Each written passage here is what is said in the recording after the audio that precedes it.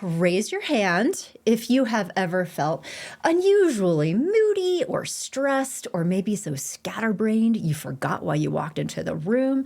You're not alone in this.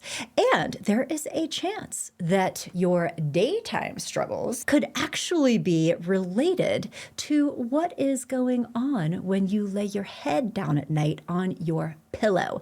On today's episode of Love, Happiness, and Success, we are doing a deep dive into the relationship between the quality of your sleep and how you feel in your life day to day. I'm sitting down with health psychologist and sleep scientist, Dr. Michelle Okun. She is going to be dropping some serious wisdom. This conversation could change not just your nights, but also your days. And welcome, Dr. Okun. I'm so glad you are here to share your wisdom with us today, because there is a lot to unpack, isn't there? There is. Thank you so much for having me. I'm Yay. beyond excited to be able to talk to your audience about sleep and the Thank you. importance of it. You and I first met when you were so kind to come into my practice, Growing Self, and do some internal, continuing education trainings with the therapists on my team on the subject of sleep. You helped my team and I understand some of the new research about the deep relationship between what happens when you sleep in terms of the physiological processes and how that impacts the way that we feel day to day, like way above and beyond, like just feeling tired, like we all get that.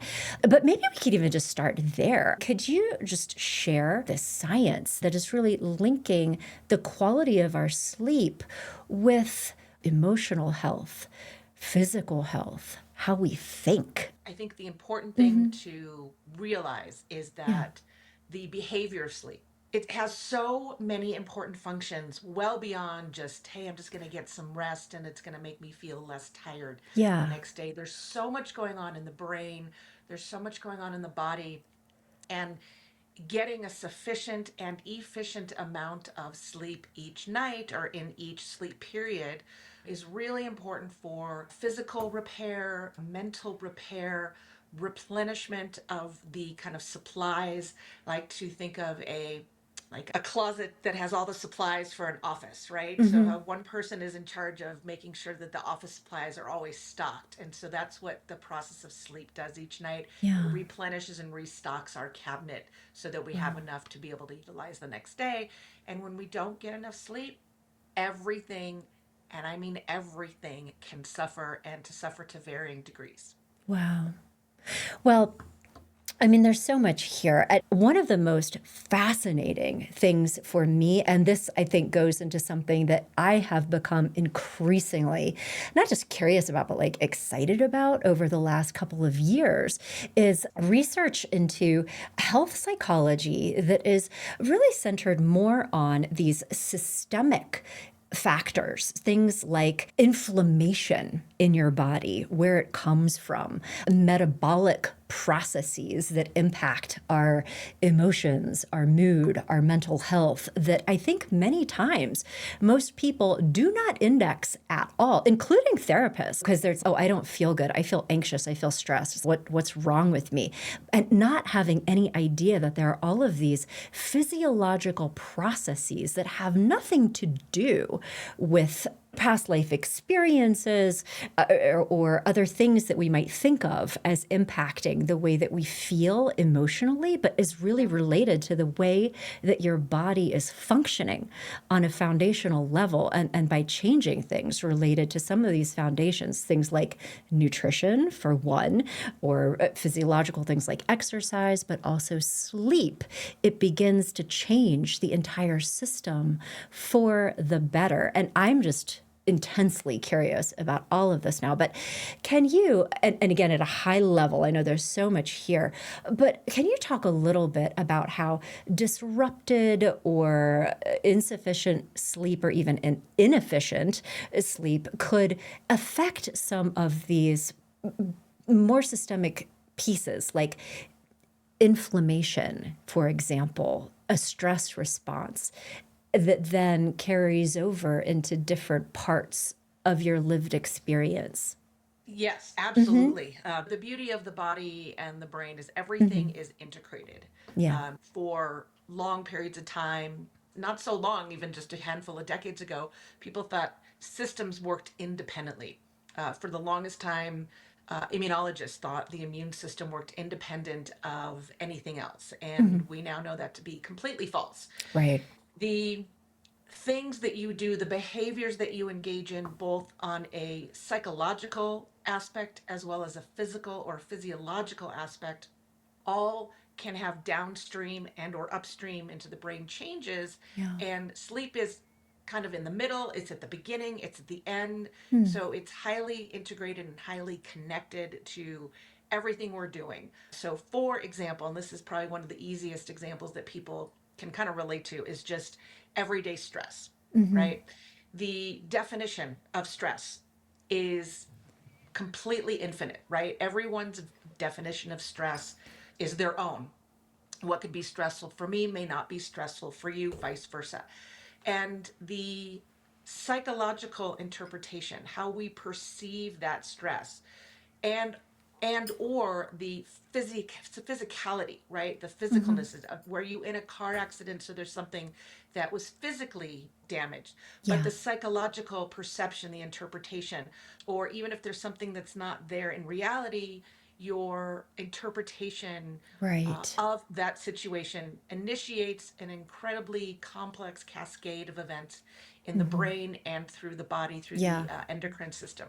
Your And filter, the story that you're telling yourself, the how you story, are. so it's Right. whatever's in your brain, right? Whether it's real or not real, whether it's positive or negative, Yeah. all leads to the same result of initiating the stress response or the fight or flight response. And AKA freak out. Got it. yeah, the freak out time. The And freak that out. end result of that freak out time is an excess production or production of cortisol, which is our primary stress hormone. Yeah. And in times of when you're trying to save yourself from getting run over these days or getting not getting an accident or whatever, those are good. Your body's going to respond so that it can protect you. You can save yourself. You want to survive. But over when there's chronic stress over and over and over again, day after day after day, it basically puts a lot of wear and tear on the body, and too much cortisol actually will start to dysregulate almost all the functions in the body, like all the functions in the body. And this can include the immune system.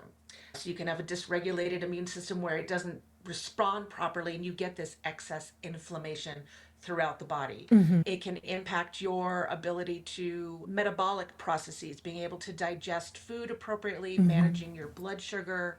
So again, the ramifications and the what I like to call the tentacles of the stress response go everywhere. And in that whole milieu is sleep. Sleep is a can be a psychological stressor and it can be a physiological stressor. One of the reasons that I love studying it, it's because it's a double whammy, but it's modifiable, right?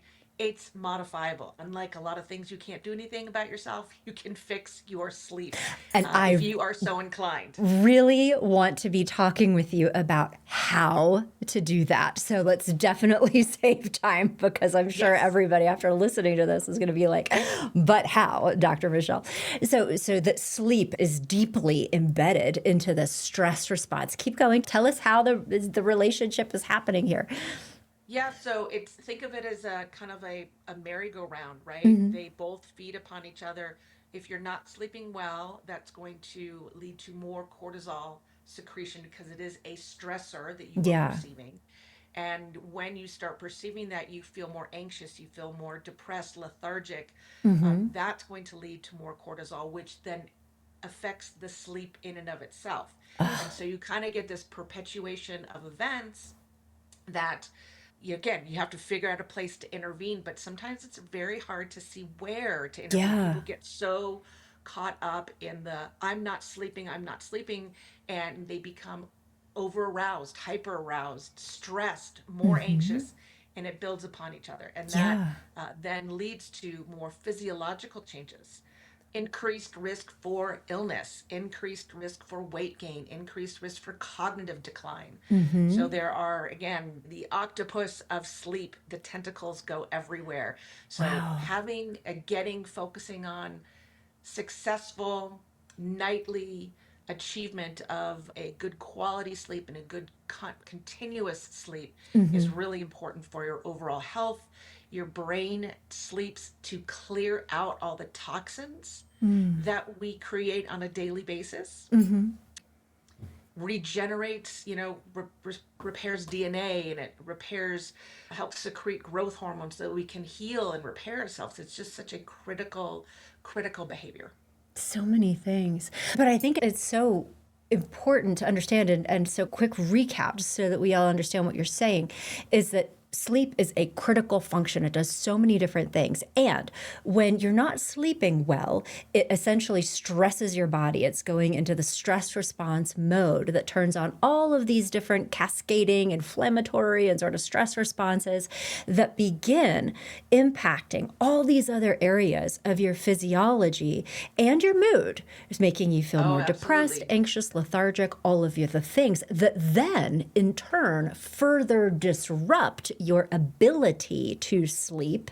And it turns into this perpetual cycle where the worse you feel physically and emotionally, the worse you are sleeping. And the worse you are sleeping, it is creating, intensifying essentially all of these other pieces. And this is important to know because, I mean, on the one side, I hear you say people are getting stressed about not sleeping, but on the other side, as a therapist, to be like, oh, well, of course they're not sleeping. That's a symptom of depression and anxiety. And so we start going into how do we help depression and anxiety while maybe missing this critical factor that you're actually not going to feel less depressed or less anxious until you start repairing this basic foundational building block, but that they tie together. So, and just as an aside, I think that this is something that a lot more therapists need to understand and have visibility into in their practice.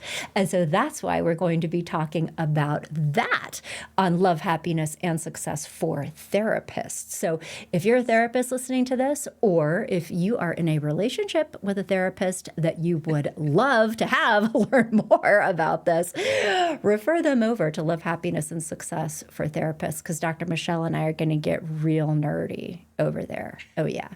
Okay. So all of these different things are happening related to sleep, and it's super important that we stop the madness and begin to correct this cycle. And so on this note, what I would love to hear you talk about is some of the evidence-based research into how people can improve their sleep, because I don't think anybody listening to this has not yet got the memo that sleep is good and that we should all get more of it, right? Okay, so everybody knows that. But I know even personally for myself, that is easier said than done. I mean, I've gone through periods of my life where I've had such a hard time falling asleep and tried different things to help with that I learned later were actually destructive. Like even just as a personal aside, it was probably when my son was younger, I went through a time where I could not fall asleep. And there are over-the-counter sleep medications. And I was like, okay, that doesn't seem to have a negative effect. They're available over the counter, must be fine. And so started experimenting with those. Low doses, nothing crazy. But it helped a little bit, but got into a pattern where I was taking these more nights than not. But then it came across research that actually correlates the use of some of those like antihistamine type sleep medications with cognitive problems, including dementia later in life. I was like, Oh my gosh, I had no idea, and stopped. But these are not benign substances. But I think that many times, out of desperation almost, people will either reach for these, or if the recommendation is like, okay, well, talk to your doctor. The doctor is like, okay, takes out their prescription pad and prescribes a more industrial strength sleep medication. So can you talk a little bit about research related to that and your views on that? Because I think for many people, that's like sometimes the first thing that they think of. Yeah, this is a really interesting multi-dimensional area. Some of us will just automatically want to put the blame. Someone comes in an office and says, I'm not sleeping, I'm not sleeping. The Right. clinician says, let me just write you a script and bye-bye, Hmm. right? And And you're like, we, oh, thank God, I'll take it. Especially if right, you haven't but been sleeping well. Yeah. well, yeah, when you haven't been sleeping well, and Hmm. or people are going to go over the counter and pick up something that Yeah. an antihistamine that has sleep promoting effects. Anything that one takes, whether it's prescription, whether it's over the counter, supplements, those are always meant to be short term. And Hmm. I'm short term meaning like a month to 2 months max, Hmm. to help your own body reset, so your circadian rhythm to reset itself. But unfortunately, that often doesn't happen, and you wind up seeing people, or I see people when I do cognitive behavioral therapy, that they've been on prescription drugs for 30 years. Oh. And again, so that now they are psychologically addicted as Hmm. well as physiologically addicted to these things. And the potential long term ramifications of them, you mentioned the data of these antihistamines, and Hmm. it's really the class of anticholinergic drugs Hmm. that Hmm. has been looked at. So there are a handful of prescription drugs that are anticholinergic, but interestingly, the antihistamines, diphenhydramine and doxylamine, fall into that category as well. And there's actually been two studies. One was done in the US, one was done in Europe, where they retroactively looked at 3,500 older adults, 65 and older, and looked at their Hmm. medical records, their pharmacy records. Hmm. These were pharmacists who did that, and looked at use of all kinds of medications. And to shorten their great study down, they found that older adults who were consistently using antihistamine, so Benadryl, diphenhydramine, Hmm. anything that's over the counter that says sleepy time, there was an increased risk for dementia and Alzheimer's disease Yeah. compared for those taking it 3 months or longer Ugh. compared to those who took it less than 3 months. And so obviously that wide range of 3 months or longer, that's probably a big wide group, but Hmm. still Yeah. the increased rate was about 3 to 5 times. It was pretty significant. Ugh. Yeah. Okay. So put down the Unisom, back away from the wall of the display of all of the PM products, because that is not a good long-term plan. It's And not a mhm, long-term yeah. solution. It is, again, everyone goes through life Hmm. events. We experience trauma, we experience joy, and Yeah. that can lead to an overactive mind Yeah. and not unexpectedly poor sleep for a matter of days. And usually Hmm. we will adjust, we will adapt. But humans try to fix things much faster, and then when they want to let things happen, and this is where medications might come in, supplements over the counter, certain behaviors that may appear helpful but actually wind up being problematic. Hmm. And then they Yeah. get on these things for a very long period of time Right. because they believe they can't be off of them Yeah. psychologically. Yeah. Okay. They get trapped by the story, you're saying. Yeah. And Right. As I. soon as you stop Hmm. taking them, you often get an insane bigger rebound of the Hmm. sleep problem. And then it's like, oh, I really need these medications or these pills or Yeah. these supplements. Yeah, no, I can, and I didn't take them for that long, but I could absolutely attest to that. When I stopped, I did not sleep probably for a couple of nights, and it Yeah. was not a fun experience, but then it normalized. But yeah, you have to get through that piece. And so another thing that I'm curious to hear your perspective on, and I'm sure that a lot of our listeners are too, what would you say, and we'll talk more about your advice because I'm sure there's like different remedies for different kinds of issues, but like in your experience, what are the most common underlying causes for why somebody would have trouble sleeping? And I know that there are different types of sleep issues, and so it's not like a one size fits all, but what are some of the usual suspects, would you say, the things that people could look at first? So there's kind of two camps or two groupings, two overall groupings. One being more physiologically driven. You have maybe another sleep disorder that's undiagnosed. You can have heredity, right? So you can thank your parents and grandparents for your inability or your Really? dysregulate. Oh yeah, yeah. So There's all you're saying sleep there's a disorders have genetic a yep, relationship between a sleep disorder. yep. I did not know that. Everything's got a genetic component, right? So yeah, you can take your family history for that. Certain medications that one takes for other chronic illnesses or those medical conditions in general often will be disruptive of sleep.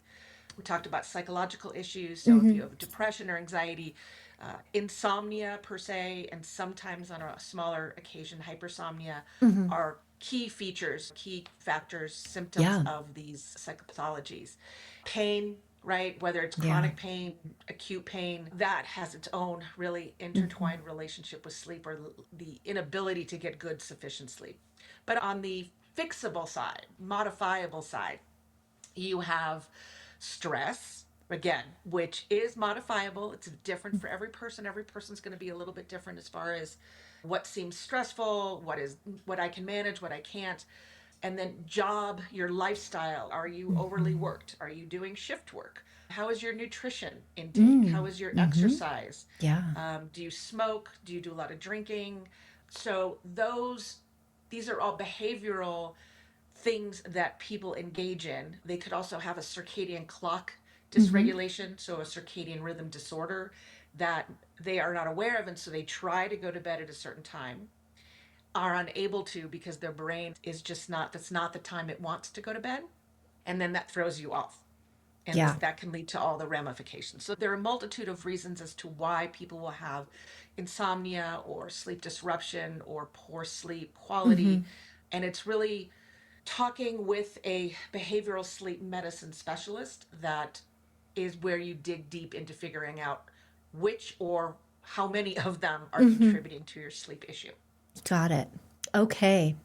Well, and I would love at some point in our conversation to talk about what are some signs or indications that we need to pull out the big guns, Dr. Michelle, and make an appointment with a behavioral sleep specialist to unwind this in a more in-depth, detailed way. And I'm also wondering, too, are there some broad spectrum remedies that you would say are like the frontline things that people could try that would probably be helpful with a big number of these? Certainly, if there's something more specific, it may require a more tailored intervention. But are there general things that work for most people? That's really a tough one because sleep and sleep issues can be so variable. One of the things that I am a big proponent of is having sleep studies, clinical sleep studies, be integrated and part of our healthcare system. Meaning, is that where you go sleep in a facility with in a room? Like, I've never done that, but I imagine like that having hooked up to electrodes and like people watching you through a one-way mirror while you're sleeping. Is that really what No, happens? they don't usually watch you through a one-way mirror. Okay, good. But they do, yeah. So there's a lot of home technology, but having that first step of saying, let's rule out Okay. a sleep disorder and see if we can either identify it or we can rule it out.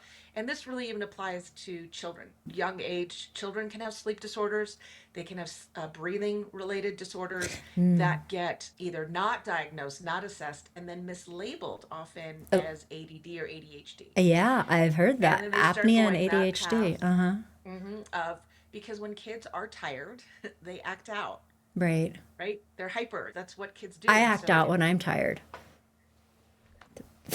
I'm just teasing. But that happens to adults. Good intention. I like that. No, but then you're saying they get prescribed stimulant medications, which, and then they get right. labeled, and they get pushed down a particular pathway that is often hard to come back from or Hmm. just avoid, and that's going to stick with you. And Yeah. so I was fortunate over the course of my career to work around some amazing neurologists, pediatric neurologists, psychiatrists in the Hmm. sleep field, and getting exposed and hearing and learning that about 25% of kids have a sleep disorder and they don't get diagnosed, and so they are pushed down that psychological route instead. Mm. And so having sleep studies be part of preventative medicine rather than proactive or a Right. last, maybe we should try looking at a sleep Yeah. study, because so part of it is as a routine. We go through lots of clinical testing across our Hmm. lifespan that are preventative. And I Right. think I really believe that sleep studies and assessing sleep and sleep disorders is an important one that is not done. That's really, thank you so much for sharing that perspective because I think that I too have had that view. Like you would only go and do a sleep study if it was really serious. And you're saying, Exactly. actually, no, this needs to be something that is done much more routinely in Yep. order to identify these core issues that you might be treating incorrectly, like the ADHD example that you just Right. mentioned, because you're totally right. That sets off all kinds of things in a kid's life. And to not understand that there is a primary sleep disorder at the root of that, what a tragedy. Yeah, Yeah. exactly. And Mm-hmm. we see that with adults. We're very confident given the obesity rate keeps increasing in this country, very tightly correlated with sleep apnea and sleep disordered breathing, with major impacts on cardiovascular function, Mm-hmm. stroke, dementia down the road. When I do my seminars, I'm like, please everyone, just go get a sleep study.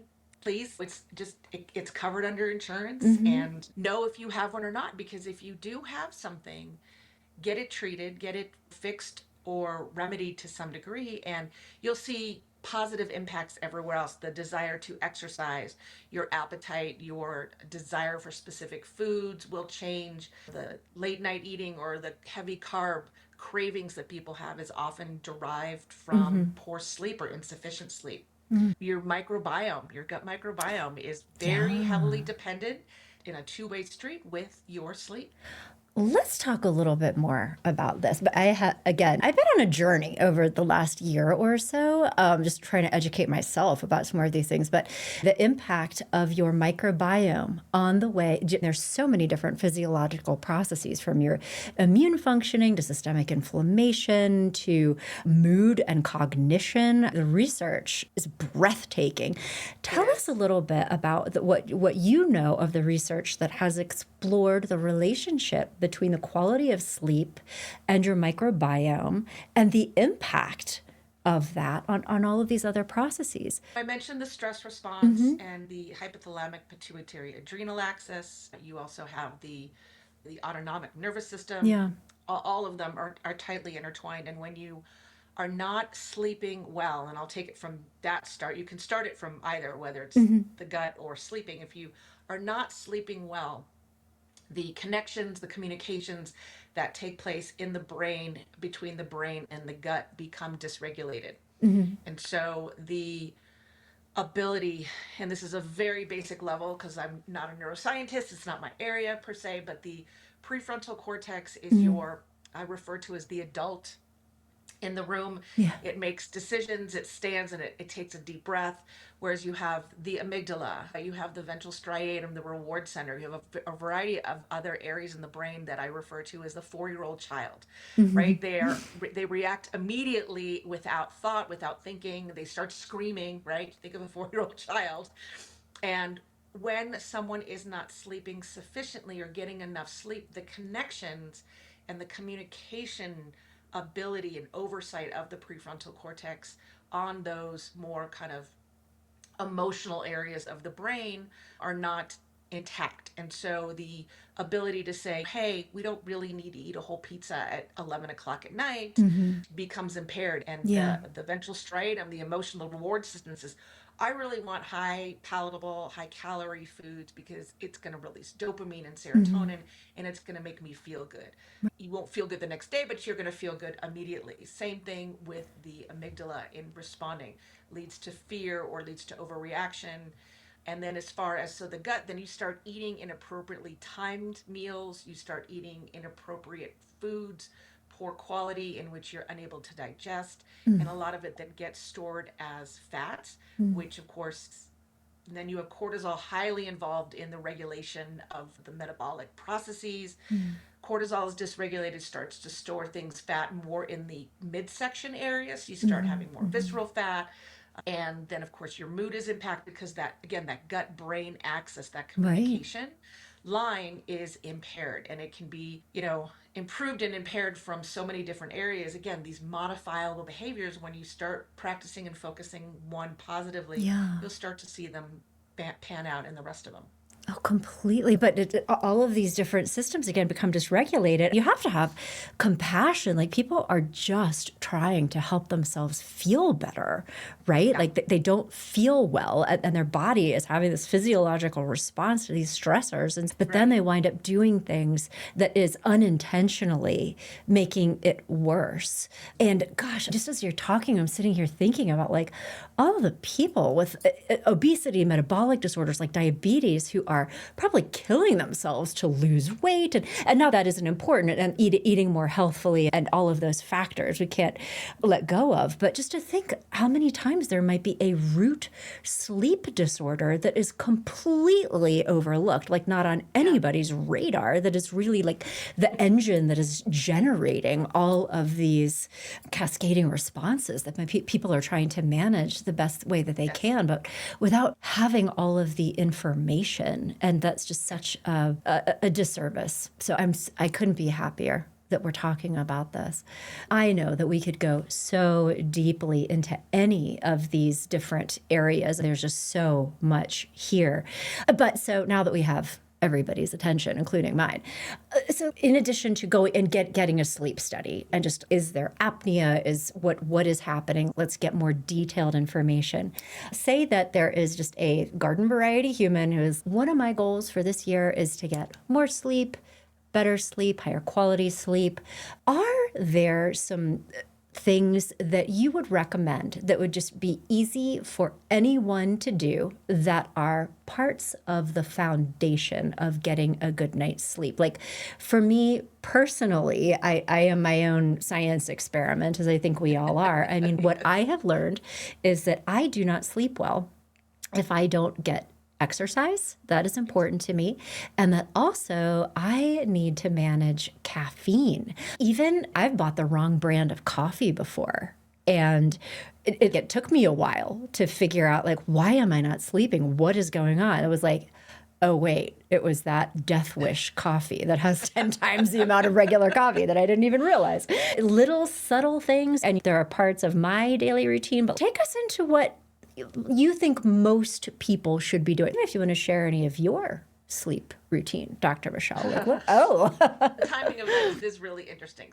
Just as a general overview, yeah. we talk about sleep hygiene, and these are just behaviors that are good to pay attention to make sure that your foundation of sleep and healthy sleep is there.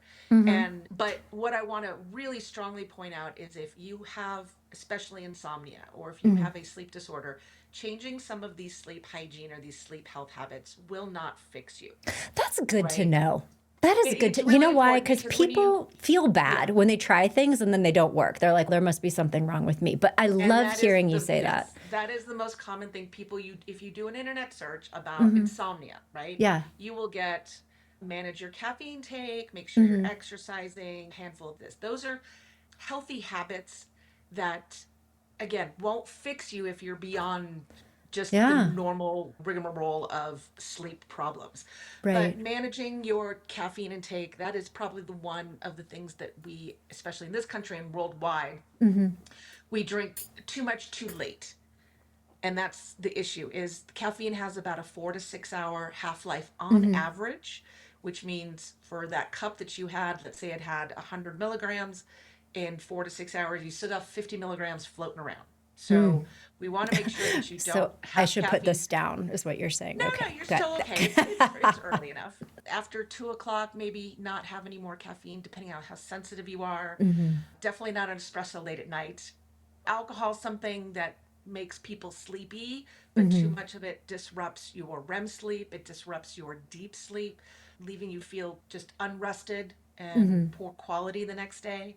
Again, exercise is the best, hands down, thing you can do for your sleep. It's so good for you mentally, it's so good for you physically. So it is something that you should try to do regularly, at least moderate to vigorous, even. If all you can do is light activity, so be it. Just move. The body just Yeah. needs to move. The hardest thing is the exposure to blue light at night. So we are a technology addicted Oh, yeah. community, to say the least. And for whatever reason, I wish someone would explain why tablets, phones, computers, they emit an exceptional amount of blue light. And our circadian rhythm is regulated by the exposure to light that comes in through our eyes by very specialized cells that informs the master clock in our brain what time it is, when it should be secreting things, when it should be down regulating. And when we get too much blue light exposure at night, that will down regulate melatonin secretion, which is our one of our primary hormones that is a signal to the brain that it is time to go to bed.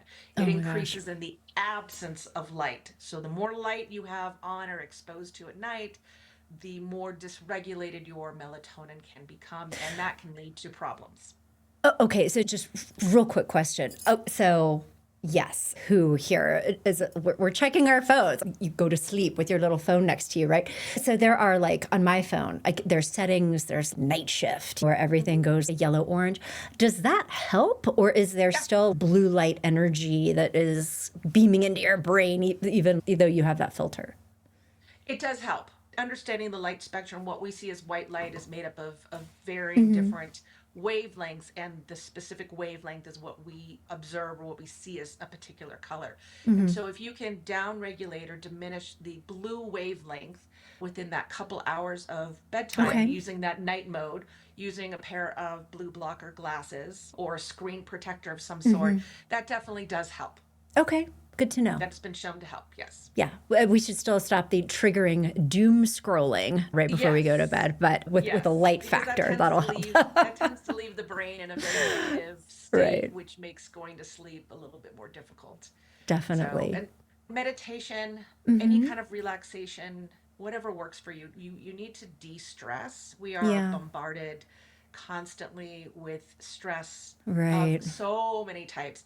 And many people just don't know how to release it or how to let it go. And so we take that kind of going, moving, insane, always thinking brain into the bed, and it doesn't just shut off. It's not a switch. Yeah. Just because you turn the light off doesn't mean your brain shuts off. But now it's quiet. Now you don't have to. Now the brain says, this is a perfect opportune time for me to start thinking about everything because there's no other distraction. That right there is setting the stage for making it very difficult to fall asleep. God. And age, the menopausal transition, I am, for whatever reason, getting very little deep sleep these days. And I'm not happy about that. And so I'm Yeah. trying to do everything. I'm trying all these different things that I can. I feel like I've slept well, but if I'm not getting a sufficient amount of deep sleep, I know my brain isn't cleaning out Yeah. sufficiently. And so that worries me. There are Yeah. No, I just lots of just to things you share. try. I worry about that. Like, it's not an aura ring. A year or two ago, part of the reason being, like it'll help you sleep better. It's basically telling me how much I don't sleep, which is whatever. That's But it's what's like the that deep concern. sleep piece of it. And are those even accurate? Like the wearable type of sleep trackers or physiological trackers, in your opinion? Obviously, no replacement for a proper sleep study, but is there Exactly value? right. The newer devices, I just got the newest model of the iWatch or the Apple Watch because mine broke, and it's gotten pretty good. Again, it's assessing various physiological parameters. It's not getting brain activity, so it can't really perfectly give you the sleep Yeah. staging, but it's getting a proxy, it's getting a multitude of physiological markers that when put together, we know that the body, the brain, the breathing, the heart rate all change very specifically in certain stages of sleep. So it's giving Right. you a pretty good proxy of what stage you're in, just not utilizing brain wave activity. But that has been always my worry is people look at it and they think, something's wrong, and now they start to get hyper focused on what's wrong rather Yeah. than what are they, doing. And so I like to say use them as a guide or information, and then talk to your doctor or find Yeah. a sleep doctor and say, based on this device, on my Oura Ring or on my smartwatch, it's telling me I'm getting this. Is that healthy? What can I do? What should I do to try to improve that? Yeah. And so with the deep sleep piece of this, I have heard a term recently, something related to core sleep. Is deep sleep the same thing as core sleep? And I think I heard you say that this deep sleep was a particularly important type of sleep, or part of the sleep cycle, probably, that does a lot.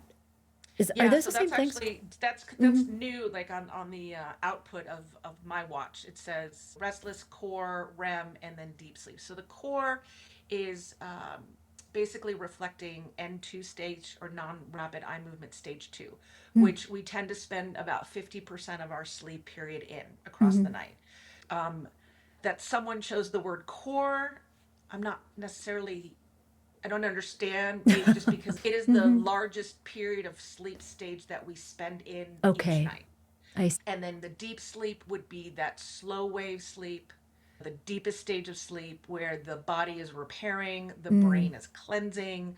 And then you have REM sleep, which is rapid eye movement sleep, in which the brain is actually quite active. Your sympathetic nervous system is on. Your fight or flight response is actually engaged during REM sleep.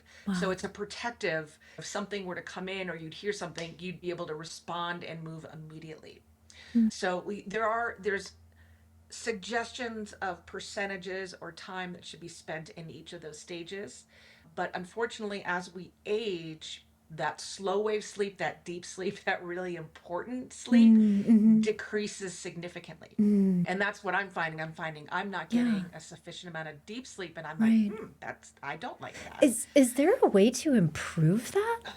Or That is the $1 billion question. let's figure it Um, out right here and then we'll patent it and retire. I wish there's lots of things that people do that they claim will help with that. Sadly, there's certain medications that actually increase slow wave sleep, but those aren't good. Ambien or propofol or things that will enhance sleep, but those aren't useful or, That killed Michael Jackson. Yeah. yes, those That aren't sounds things that you want to rely on regularly. So right. we things that we try to focus on again is de-stressing yourself, meditation, consistent meditation or de-stressing in whichever way works for you tends to see a promotion of that deep sleep in individuals. And it's a big area of research looking at 80, 90, 100 years old who are still getting a really good amount of deep sleep. They're healthier, they live longer, they're mentally intact, physically Interesting. capable of doing things. So that is the goal, is to Huh. figure out how to maintain and or at least increase some of that deep sleep. Very interesting. Okay. So fascinating. Um, Other things while we're here, and I know I don't have all the time in the world with you, so I'll try to wrap this up, but I have so many questions. I've seen other things like a melatonin supplement or magnesium. I have also seen as being at least branded as something that could help with sleep in terms of supplements, or some people will swear by their valerian tea, that sort of thing. Is there any validity to some of these, or any issues of with experimenting with some of these? So, yes, and Yeah. maybe another yes, just for good measure. So, I'll start with melatonin. So, we make melatonin naturally, especially with kids, they make plenty of it, but get, it does decrease in production as we age. Okay. Again, not exactly sure why, but older adults tend to make less melatonin. Okay. So, across the lifespan. In cases such as that, or certain chronic conditions or medical conditions where melatonin or the pineal gland is not able to make melatonin, a supplement of melatonin, and a small supplement, really no more than 3 milligrams, is suggested to help increase that melatonin at night to facilitate sleep. Melatonin is not a sleeping pill. And I think that's one of the greatest myths that's out there. People take it and then they're like, I fell asleep in 15 minutes. And I said, that's wonderful. That's the placebo effect. Which is worth Melatonin, something, by the way. yes. It's a real thing. We know that. Melatonin is a circadian regulator. So if you Okay. are out of sync, and this is why if you've traveled multiple time zones and your internal clock is still thinking it's your home time, but now you're on a completely different clock time, it'll help speed up and get you aligned faster Yeah. going forward or going back. But it is not a sleeping pill. So Okay. many people do swear up and down that I take it and it puts me to sleep in 15 minutes. Again, that's the placebo effect because that's not what it's meant to do. There are some medications, and that was kind of an eye opener for me. There's a bunch of prescription medications for various disorders, platelet disorders, bleeding disorders, seizure disorders, blood sugar disorders, that if someone is taking melatonin, it can be problematic and Interesting. diminish the ability of that drug to do what it's supposed to do. Huh. So that is something Yeah. when your doctor asks if you're taking a supplemental anything, Yeah. you need to tell them and talk about that. Okay.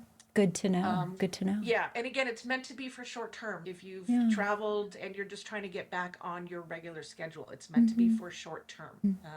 It is, Yeah. it is. It can have harmful or Right. interaction effects. So Other magnesium, valerian, or it is transparently. So I live in Colorado, and probably about half my friends swear up and down like they take like a cannabis gummy every night to sleep. And people may have feelings about that, but they feel that it helps them. And I'm curious, and any research into that? And I think that's probably becoming more prevalent with legalization and that. yes.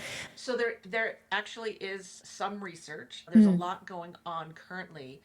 It is the THC cannabinoid, so the psychoactive component in cannabis that actually seems to increase that deep sleep. So it Okay. increases the time that the brain spends in that deep sleep and is also thought to decrease how much time they're spending in REM sleep, which is why it's being looked at for PTSD, trauma, depression, Yeah. to try to balance out the times that people are spending in those stages to help with treatment as an adjunctive treatment. So Interesting. yes, there is data. We have a whole receptor Yeah. place in the brain that binds perfectly to cannabinoids. So we know that it works in that sense. It can, the CBD often works as more of an anxiolytic. So it binds to a different receptor. You talked about magnesium glycinate. Magnesium in and of itself, there are just different forms. It's just, they're all the same except what they're bound to. So it's just whether it's an oxide ion or glycinate or nitrate, just depends on what the magnesium is bound to. But it's a really important mineral and it's involved in over 300 biological processes. One of the things that has been shown to do fairly consistently is relax the muscles, calm the body down. Again, it's not a Okay. sleeping pill, Right. but it will calm the body and take some of the anxiety that someone might be experiencing and make it easier for them to fall asleep. And valerian, amongst a good couple dozen plants, flowering plants that have the ability to enhance GABA production in the brain, which is our one Interesting. inhibitory Yeah. neurotransmitter. So when GABA goes up, the body is ready to go to sleep and it takes down everything else. So valerian and a handful of other various flowering plants or Yeah. herbs do increase GABA production. That's great to know that, and that there's validity behind some of these things. And so, just a quick recap, because I know we're about out of time here. There are a number of things that are accessible to everyone, it sounds like, to be able to improve sleep. I heard you say exercise is really important. Getting a handle on your circadian rhythm is important. Things like meditation, things that you can do to calm your mind.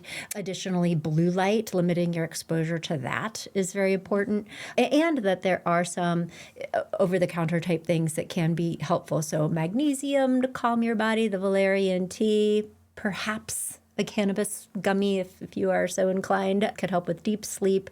But I also heard you say a lot, and maybe we could even finish on this note, that it's very important to be managing what is going on in your brain to the best of your ability, because it's very easy for all of us to get spun out, and especially when we're laying in bed at night and don't have anything else to distract us besides our phone, which is beaming blue light and distressing news. Okay, so I think that with that, and you mentioned this at previous points in our conversation, cognitive behavioral therapy or strategies that can be used. And obviously, this is a whole discipline, and this is something that you could do with a sleep specialist such as yourself, but just very broadly. What is cognitive behavioral therapy in this application? And what should people listening to this know about it if they would like to look into that internal experience management?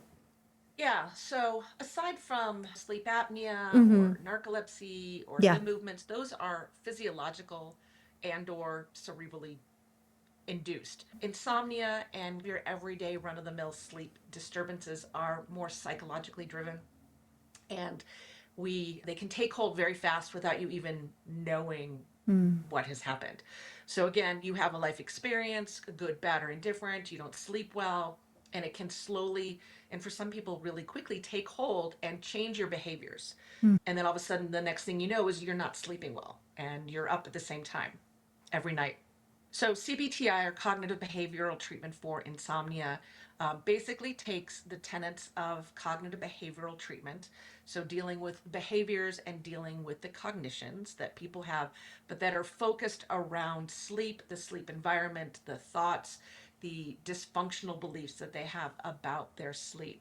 And so we work on modifying behaviors about and around bedtime. So we may restrict your time in bed so that we limit the amount of time that your brain can be awake while laying in bed. We try to eradicate or disrupt the association of being in bed awake for long periods of time, and prevent people from doing other things in their bed or bedroom that the brain then says, I'm reading, I'm on the phone, I'm watching TV, I should be doing all this in bed, not sleeping. So again, revisiting and revising the behavioral and the associations that one has with bed. And then on the cognitive part, people who are having these issues, they tend to be very catastrophic thinkers, right? Everything is huge and I'm never going to be able to sleep again, or if I don't get this, I'll never be able to do this. So a lot of alls, ever, nothings, the extremes. And so we get them to rephrase, cognitively challenge, restructure the thoughts, come up with better alternative ones. So not that it's a no. It's not a yes or no question. It's a, how can I make it more manageable? Are there other reasons that would explain why I'm not sleeping, or that if I don't sleep, that I won't be able to function the next day? So we get them just to challenge those and restructure, reformulate, come up with better alternatives, and then really including the relaxation. Our clinic focuses on mindfulness meditation. You can do passive, progressive relaxation, transcendental, anything, whether it's yoga, whatever is going to help decrease that craziness that is in the brain and bring that down, so the brain can say, I know what it's like to relax and feel this way, because we are constantly going all the time. And so this CBTI, I do it in a workshop, in a group setting. So there can be 6 to 8 people at any given time. And we know about 80% of the people that come through in a month, they are doing extremely well. If there are those that have other pathologies, comorbidities, they may need individual treatment by a clinician, and a little more one-on-one time. Yeah. But this is all empirically based. We know that it works. And it's a lot of it is just simple knowledge. Yeah. And learning how to apply that simple knowledge.